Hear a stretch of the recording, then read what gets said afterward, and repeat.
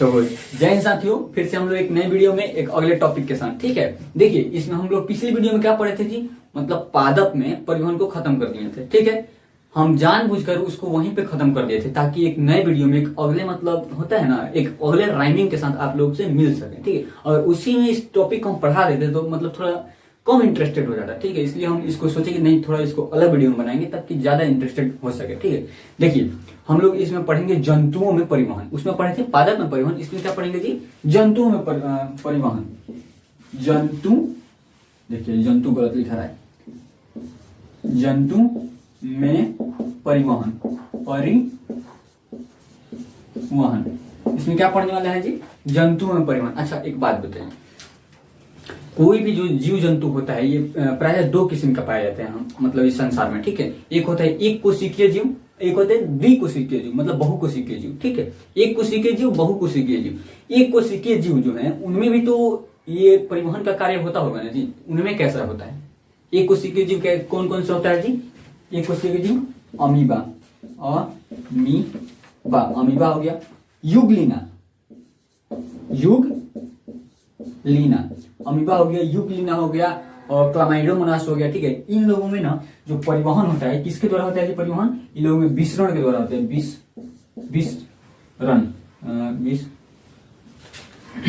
लोगों में विसरण के द्वारा परिवहन का कार्य होता है, मतलब डिफ्यूजन के थ्रू इन लोगों में परिवहन का कार्य आसानी से हो जाता है। लेकिन जो बहुकोशिकीय जीव है ना, इनमें कैसा होता है परिवहन? इनमें परिवहन करने के लिए एक अलग से तंत्र दिया जाता है, क्योंकि ये उच्च श्रेणी के जंतु हैं। ठीक है, तो इनमें परिवहन के लिए एक अलग से तंत्र बनाया जाता है जिसको परिवहन तंत्र कहते हैं। क्या कहते हैं? परिवहन तंत्र कहते हैं। अब इन परिवहन तंत्र के अंतर्गत तीन प्रकार की चीजें आते हैं। परिवहन तंत्र के अंतर्गत तीन प्रकार की चीज आते हैं। पहला कौन सा चीज आता है जी? पहला आता है रक्त। पहला क्या आएगा? रक्त, या फिर इसको बोलते हैं रुधिर, रक्त या रुधिर। पहला आएगा रक्त या रुधिर। और दूसरा क्या आता है जी? दूसरा आता है हार्ट, हृदय इसको बोलेंगे, हृदय। तीसरा का क्या आता है जी? तीसरा का आता है हमारा वहिनिया, वहिनिया। ठीक है, पहला आता है रक्त या रुधिर, उसके बाद से आता है हृदय, उसके बाद से आता है वहिनिया। ठीक है, देखिए हम लोग एक एक करके ये तीनों चीजों को पढ़ेंगे। तो अभी हम लोग सबसे पहले क्या पढ़ने वाले हैं लोग? रक्त या रुधिर। ठीक है, इतना समझ में आ रहा है? चलिए स्टार्ट करते हैं। हम आपको बता रहे हैं रुधिर या रक्त। ठीक है, ये होता है ठोस पदार्थ, ये होता है प्लाज्मा। ठीक है, जो रक्त हमारा बना होता है ये प्रायः दो चीजों से मिलकर बना होता है। पहला चीज होता है प्लाज्मा, दूसरा का चीज होता है ठोस पदार्थ। ठीक है, इन दो चीजों से मिलकर हमारा पूरा रक्त बना होता है। ठीक है, अब चलिए हम लोग देख लेते हैं प्लाज्मा किन किन चीजों से मिलकर बना होता है। ठीक है, देखिए जो प्लाज्मा होता है ना, आयतन के हिसाब से अगर रुधिर जो है, अगर रुधिर कितना परसेंट है, अगर रुधिर जो है हमारा 100% है, 100% रुधिर को मान लेते हैं, तो जो प्लाज्मा होता है ना, ये उसमें 45% हिस्सा प्लाज्मा ही होता है। कितना होता है जी? 45% हिस्सा प्लाज्मा होता है। जो ये प्लाज्मा है ना, ये प्लाज्मा में 4-5 चीजें मिलकर प्लाज्मा बनाती हैं। ठीक है, क्या क्या होता है जी?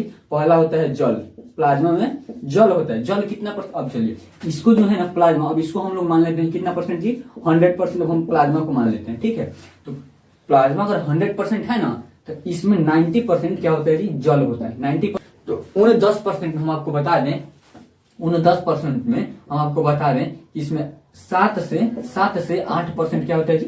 प्रोटीन होता है। क्या होता है? 7 से 8% प्रोटीन होता है।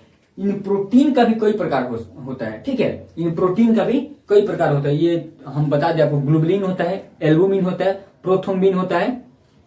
ग्लोबुलिन हो गया, एल्बुमिन हो गया, प्रोथ्रोम्बिन हो गया, फिब्रिनोजन हो गया, हिपेरिन हो गया। ये सब प्रोटीन के प्रकार है। इन सभी के बारे में भी हम लोग को नहीं पढ़ना है। ठीक है, 11th-12th में जाइएगा, आपको खुद पढ़ाया जाएगा। ठीक है, देखिए इसमें होता है हिपेरिन, फिब्रिनोजन, एल्बुमिन, ग्लोबुलिन। ठीक है, तो एक लिख रहे हैं फिब्रिनोजन। ये क्या है जी? प्रोटीन है। ये कैसा प्रोटीन है जानते हैं? जब भी हमारा हाथ पैर कहीं कट जाता है या फिर ब्लीडिंग होने लगता है तो ये फिब्रिनोजन उसमें से निकलता है, और निकल के ये वायु के संपर्क में आते ही ये जमना स्टार्ट कर देता है। क्या करता है? जमना स्टार्ट कर देता है, और ये ब्लड को क्लॉट करने लगता है, मतलब जमाने लगता है। ठीक है, जब ब्लड जम जाएगा ना वहां पे, तो ब्लीडिंग एक्स्ट्रा और ज्यादा ब्लीडिंग नहीं होता है। तो ये फिब्रिनोजन कैसा प्रोटीन हो गया जी? क्लोटिन हो गया, क्लोटिंग प्रोटीन है, मतलब ब्लड को थक्का बनाएगा। अब आप सोचिए, जो प्लाज्मा में से अगर हम फिब्रिनोजन निकाल दें, प्लाज्मा में से फिब्रिनोजन क्लोटिंग फैक्टर को हम निकाल दें, तो हमारे पास क्या बचेगा जी? बचेगा सीरम। जो चीज बचेगा उसको बोलेंगे सीरम। प्लाज्मा में से क्लोटिंग फैक्टर अगर हम लोग निकाल देते जो चीज बचेगा उसको बोलेंगे सीरम। जो फिब्रिनोजन है ना, ये हिपेरिन के साथ रिएक्शन करके क्लोटिंग फैक्टर मतलब क्लॉट होने लगता है, जमने लगता है। ठीक है, आप सोच रहे हैं 7 से 8% प्रोटीन हो गया। अब जो बच रहा है 97 से 98% हो रहा है, तो 1 से 2% क्या होता है? तो हम आपको बता दें, जो 1 से 2% होता है ना, ये कुछ आयन होता है। क्या होता है जी?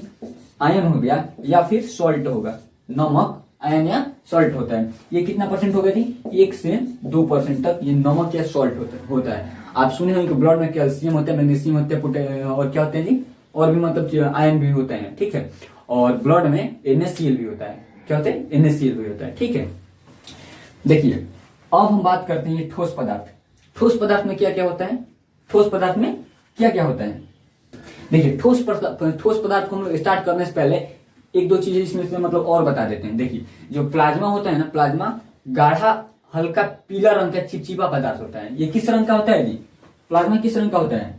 ये पीला रंग का होता है, पीला रंग का होता है। ठीक है, ये कैसा होता है जी?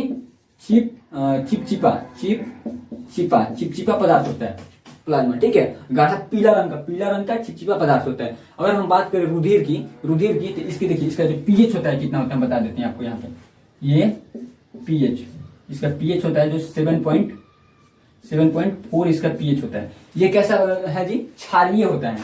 ये क्षारीय होता है, ये क्षारीय द्रव है। रुधिर कैसा है जी? क्षारीय द्रव। इसका रंग कैसा होता है? रंग कैसा होता है जी? रंग की बात करते हैं लाल होता है। रंग की बात करते हैं लाल होता है। ठीक है, रुधिर कैसा होता है? लाल होता है। ठीक है, पीएच कितना होता है? 7.4 होता है। क्षारीय होगा, लाल होगा, इतना समझ गए।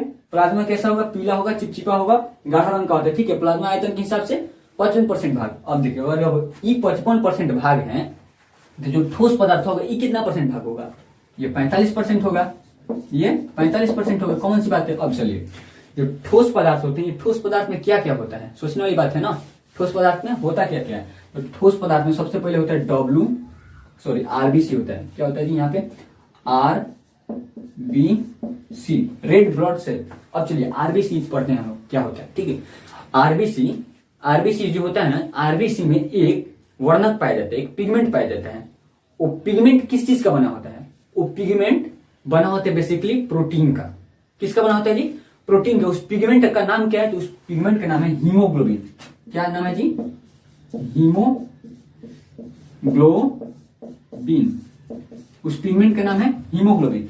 और आप सोच रहे हैं कि हीमोग्लोबिन आरबीसी में होता है। ठीक है, अब चले हीमोग्लोबिन क्या है? अब आप सोच रहे होंगे, देखिए हीमोग्लोबिन क्या है। अभी हम आपको बताएं कि जो प्रोटीन होता है, प्रोटीन कई प्रकार का होता है। ग्लोबुलिन प्रोटीन बताया था ना इसी में एग्जांपल में, वही है। देखिए तो ग्लोबिन आ रहा है, ग्लोबिन। हीम एक दूसरा कुछ चीज है और उसमें जुड़ा है क्या? ग्लोबिन। ठीक है, हीमोग्लोबिन।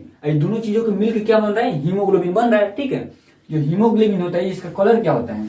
ये बेसिकली लाल कलर का होता है। हीमोग्लोबिन किस कलर का होता है जी? लाल कलर का होता है। ये इसमें एक को न्यूक्लियस नहीं होता है, इसमें एक भी न्यूक्लियस नहीं होता है हीमोग्लोबिन में। ठीक है, और इसका शेप कैसा होता है जी? बाइकॉनकेव। कैसा शेप होता है जी? बाइकॉनकेव। इन चीजों को आप याद रखिए। ठीक है, देखिए जो हीमोग्लोबिन होता है ना, हीमोग्लोबिन ये हमारे रक्त में घुले होते हैं लोग। ये हमारे रक्त में, इसका साइज कैसा होता है? ऐसे गोल गोल होता है। ठीक है, ऐसे गोल गोल हीमोग्लोबिन होता है लोग। ठीक है, अब चलिए जो हीमोग्लोबिन है ना, अगर आप मतलब पिछली हमारी वीडियो एक देखे होंगे तो उसमें हम रिस्पिरेशन चैप्टर में आपको पढ़ाए थे। क्या पढ़ाए थे जी? कि जो रक्त में आरबीसी होते हैं उनके द्वारा ही ऑक्सीजन जुड़ के टिश्यू तक पहुंचता है। पढ़ाए थे। देखिए हर एक लेसन है एक दूसरे से कनेक्टेड है, हर एक लेसन एक दूसरे से कनेक्टेड है। अगर एक लेसन आपका मिस होगा तो अगले लेसन में थोड़ा समझने में थोड़ा दिक्कत होता है, लेकिन अगर आप वीडियो में जुड़े हैं कंटिन्यू तो दिक्कत नहीं होगा। देखिए जो आरबीसी होता है ना, आरबीसी ये ऑक्सीजन को अपने साथ जोड़ देता है। क्या करता है जी? ऑक्सीजन को अपने साथ जोड़ के ऑक्सी हीमोग्लोबिन बना देता है। क्या बनाता है जी? Oxy haemoglobin. यहाँ पे हम बता रहे हैं ये ऑक्सीजन को अपने साथ जोड़ के ऑक्सी हीमोग्लोबिन बनाता है। ऑक्सीजन को अपने साथ जोड़ के ऑक्सी हीमोग्लोबिन बना देता है। ठीक है, और देखिए हीमोग्लोबिन के पास ना ऐसा शक्ति होता है, ऐसा क्षमता होता है कि हीमोग्लोबिन के एक अणु, हीमोग्लोबिन यहाँ पे लिख रहे हैं HAE, हीमोग्लोबिन के एक अणु होता है ना, ये ऑक्सीजन के कितना अणु से जोड़ देगा? ऑक्सीजन के ये ऑक्सीजन के ये 4 अणु के जोड़ सकता है। मतलब हीमोग्लोबिन के एक आदमी ऑक्सीजन के 4 आदमी के अकेला ही संभाल देगा। समझ रहे हैं? ऑक्सीजन के 4 आदमी को अकेला ही संभाल देगा। जब जुड़ जाएगा ना तो इसको बोलेंगे ऑक्सी हीमोग्लोबिन। मतलब ऑक्सीजन जो होता है हीमोग्लोबिन के पिठिया पे जाकर बढ़ जाएगा तो दोनों को मिला कहेंगे ऑक्सी हीमोग्लोबिन। ठीक है। अब देखिए अभी कहाँ जाएगा, टिश्यू के पास जाएगा, ऊतक के पास जाएगा, वहां पे कुछ क्रियाएं होंगी, कुछ क्रियाओं के फलस्वरूप वहां पे बन जाएगा CO2 कार्बन डाइऑक्साइड। ऑक्सीजन का वहां पे काम खत्म, ऑक्सीजन वहां पे खत्म हो गए। अब वहां पे बन गया है क्या जी, CO2 कार्बन डाइऑक्साइड। अब कार्बन डाइऑक्साइड एक ऊपर चढ़ के आएगा। जब कार्बन डाइऑक्साइड एक ऊपर चढ़ जाएगा तब इसको बोल देंगे ऑक्सी हीमोग्लोबिन बोलेंगे। उसको क्या बोलेंगे, कार्बोक्सी हीमोग्लोबिन। कार्बोक्सी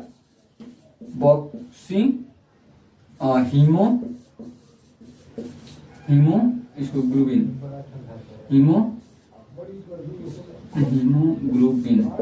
देखिए जब कार्बन डाइऑक्साइड चढ़ जाएगा हीमोग्लोबिन के ऊपर या तो उसको बोलेंगे कार्बोक्सी हीमोग्लोबिन। समझ में आ रहा है? हीमोग्लोबिन के ऑक्सी हीमोग्लोबिन किसको बोलेंगे और कार्बोक्सी हीमोग्लोबिन किसको बोलेंगे। ठीक है। देखिए जो कार्बोक्सी हीमोग्लोबिन है ना, अब फिर आएगा किसके पास, फेफड़ा के पास। फेफड़ा के पास आएगा, फेफड़ा मौजूद होते हैं एल्वेओलाई, वहां पे कुछ डिफ्यूजन होता है। डिफ्यूजन के पश्चात और CO2 अलग हो जाएगा और हीमोग्लोबिन अलग हो जाएगा। CO2 फेफड़ा के द्वारा बाहर निकल जाता है, लेकिन बच जाता है कहाँ, कौन बच जाता है वहां पे, हीमोग्लोबिन बच जाता है। तो समझ में आया हीमोग्लोबिन का मेन फंक्शन क्या है, हीमोग्लोबिन का कार्य क्या है। समझ में आया हीमोग्लोबिन बोलते किसको है, इतना समझ गए। अब आता है देखिए RBC हो गया, अब आता है WBC। इसको हम लोग बोलते हैं व्हाइट ब्लड सेल। क्या बोलेंगे जी, व्हाइट ब्लड सेल। ठीक है। इसका रंग कैसा होता है, अगर बात करें रंग का, ये होते हैं रंगहीन। क्यों रंगहीन होंगे जी, क्यों रंगहीन होंगे? रंगीन ये इसलिए होंगे क्योंकि इनमें एक वर्णक पिगमेंट पाया जाता था ना हीमोग्लोबिन, जिसका कलर लाल होता है, जिस कारण ये लाल होते थे लोग। इनमें कोई भी पिगमेंट पाया ही नहीं जाता है। जब कोई भी पिगमेंट इसमें नहीं पाया जाएगा तो इसका कलर तो कलरलेस होगा कि नहीं होगा। ठीक है। अब इसका मेन बात हम लोग ये कर लेते हैं, इनका फंक्शन क्या है। फंक्शन मतलब कार्य। देखिए हिंदी इंग्लिश हम दोनों बोल रहे हैं, आप समझ लीजिएगा। फंक्शन मतलब होता है कार्य। जो WBC होता है ना, इसका मेन कार्य क्या होता है। देखिए जो हमारे शरीर में ये WBC उपस्थित रहते हैं लोग, और बाहर से कोई भी जीवाणु या फिर विषाणु जो होते हैं लोग, बैक्टीरिया हम लोग को अटैक करेगा ना, हम लोग को बॉडी के ऊपर, मतलब मान लीजिए टाइफाइड का कोई वायरस है, टाइफाइड का साल्मोनेला टाइफी जो वायरस है हम लोग पे अटैक करेगा। जब अटैक करेगा तो कहाँ पे अटैक करता है, ब्लड में अटैक करेगा, डायरेक्ट आएगा, लोग वहां पे अपने संख्या को इंक्रीज करेगा।